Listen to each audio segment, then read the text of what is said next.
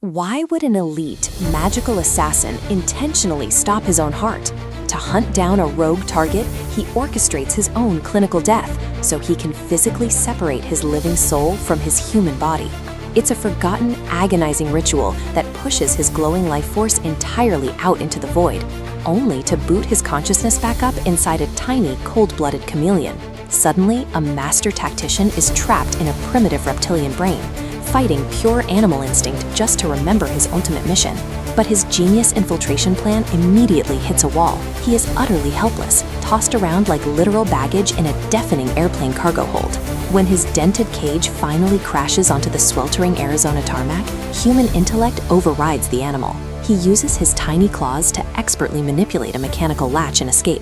His brilliant, undetected infiltration of the American Southwest is perfectly on track, until a massive wild coyote abruptly drops its jaws from out of nowhere and swallows the mastermind assassin entirely whole. Croya just wanted a normal first day of middle school in New Mexico. She desperately tried to ignore her mother's insane claim that they belonged to a mythical bloodline. But then a severely ill classmate named Jane walked in. She took the seat directly across from Croya. Instantly, Croya's body had a violent reaction to the proximity of sickness. An intense, maddening itch began clawing at her scalp. Panicking, she bolted from the classroom and locked herself in the bathroom. But when she looked in the mirror, she saw undeniable proof. Her skin was fading to a translucent pallor, and a stark white streak crept into her jet black hair. Suddenly, the fluorescent lights flickered and died. The room plunged into darkness, but her reflection remained. Staring back was a hideous, malicious monster with blood-red eyes. It had wild white hair, stark white skin, and a sinister grin. With a sudden flash, the lights buzzed back to life. Croya stared at her normal, terrified self once again. She could no longer deny the terrifying truth. The death-sensing banshee inside her was real, and it was finally awake. To escape the desert, a supernatural assassin trapped his soul inside a dying coyote. But to finish his mission, he urgently needed a human host. So he hijacked the animal's instincts, sprinting directly into oncoming traffic. He harnessed the fatal car crash to trigger a gruesome magical transfer. But he didn't jump into the driver. Instead, his mind fractured into a hive of hundreds of bloodthirsty mosquitoes. The swarm staked out a local hospital, waiting at a window. Inside, doctors turned off the life support of an elderly patient. And the exact second the monitor flatlined and the room emptied, the swarm attacked. They pierced the corpse's skin, pumping the hitman's magical life force straight into the bloodstream. The dead man suddenly gasped for air and swatted the insects away. The nurses called it a spontaneous medical miracle, but it was actually an ancient hitman hijacking a fresh body to hunt his target. Flying a drone with your friends on a beautiful afternoon seems completely harmless, unless the town's brand new landscaping is secretly a massive magical trap designed to hunt you. When middle schooler Croya takes the controller to check out a local cemetery from above, she has no idea those plants are perfectly arranged into a complex geometric rune. It was secretly planted by an ancient druid assassin to track down hidden magical beings. The second Croya centers the pattern on her screen, the trap violently springs. The digital view erupts into supernatural blue flames, and a piercing scream completely shatters her mind. Her vision instantly bleeds a deep, horrifying red. Her dormant banshee traits begin to physically manifest right next to her totally oblivious friends. Desperate to hide her monstrous half, she shoves the controller away, covers the red blotches forming on her skin, and fakes a sudden dizzy spell to escape. Her friends just think the screen made her a little squeamish. But that innocent drone flight wasn't ruined by vertigo. It successfully transmitted Croya's exact magical signature directly to the assassin who was hunting her. In the magical underworld, repressing your grief doesn't just hijack your body, it levels an entire city block. But what happens when that explosive biological milestone accidentally broadcasts your location to ancient assassins?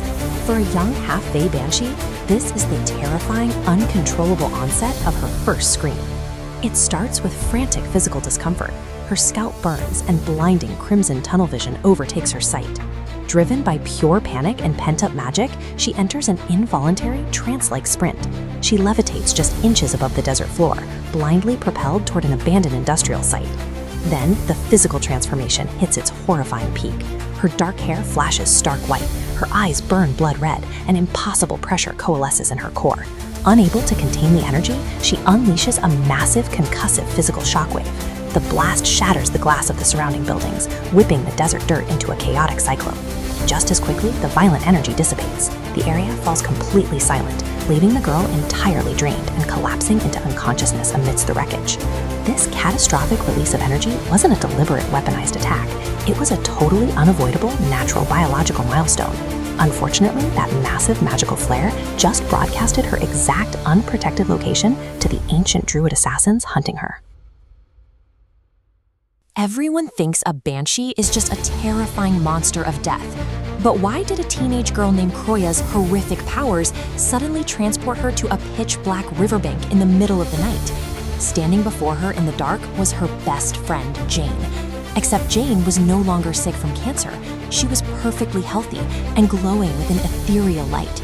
Jane had just passed away in the hospital hours earlier. Before Kroya could even process the grief, the pitch-black liver suddenly ripped open. A blinding doorway of pure white light spilled across the water. Jane calmly stepped onto the surface of the river, walking straight toward the threshold. Waiting for her inside the glow was a tall shadow, the spirit of Kroya's own deceased father. He gently took Jane's arm to guide her to the other side. Desperate to see her dad again, Kroya ran toward the light, but he held up his hand, signaling her to stop. She was forced to fall to her knees in the dark and watch the doorway close forever.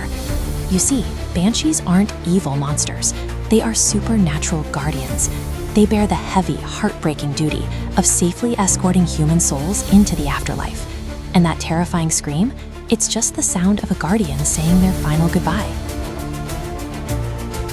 A druid assassin cornered his mythical target inside a deadly trap of blue fire, but when the smoke cleared, he dropped his weapon. Who did he actually catch? The trap was built to capture a hideous, ancient banshee. Instead, it teleported a newly awakened banshee named Kroya to Elephant Butte. She collapsed in the dirt, choking on thick smoke. The assassin charged through the haze with a raised spade, expecting to strike down a monstrous creature. But as he looked down, he froze. He wasn't looking at a monster. He saw a terrified little girl.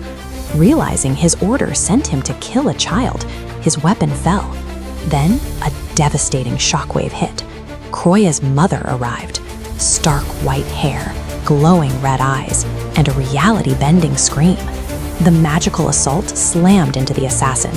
It physically shattered his disguised elderly body. The old skin cracked like dry mud and blew away, revealing his true young form underneath. To protect her exhausted mother, the young girl rose. She unleashed her own deafening banshee scream, ending the battle. The druid thought he was executing a helpless monster, but his trap instead forced him to face a banshee mother and daughter protecting each other. This assassin was sent to execute a terrifying ancient monster, but he suddenly found himself trapped in a vivid dream realm, kneeling next to the innocent little girl he just tried to murder. So how did he get here? When the druid sprang his fiery trap, his target, a young banshee, and her mother did the impossible. They used ancient magic to rip his consciousness out of his body, dragging him into this ethereal dimension.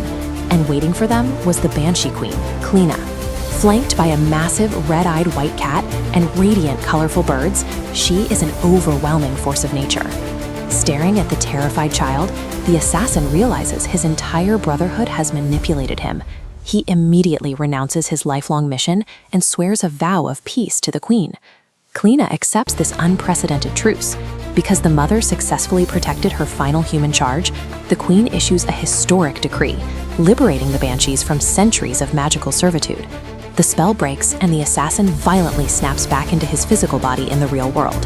He doesn't return as their killer. He returns as a wrathful judge, ready to destroy the men who lied to him. For over 1,000 years, every banshee was bound in blood to a royal family, until Kroya, the world's first freeborn banshee, steps onto the Rio Grande to claim her own territory. Kroya calls out to the river, and a grotesque, hairless rat answers. But Kroya's familiar, a fearless calico cat, takes charge, diving straight into the water. Instantly, Samoria, the radiant water goddess, stands perfectly dry on the water's surface. She wraps them in a reality-warping bubble, hiding their high-stakes parlay from the tourists nearby. Croya stands her ground, proving her worth by reporting she just defeated a dangerous druid assassin. She boldly requests sanctuary in the town. Impressed, the goddess grants her permission to stay, on one condition: she must help police the territory. The magical pact is sealed. But as the goddess turns to leave, Croya stops her. She confesses that her greatest victory wasn't surviving the assassin or negotiating with deities. Her ultimate triumph was finally finding the grace to forgive her mother, forgiving her for simply being human. The goddess smiles, sinking beneath the waves, leaving the mundane world completely undisturbed.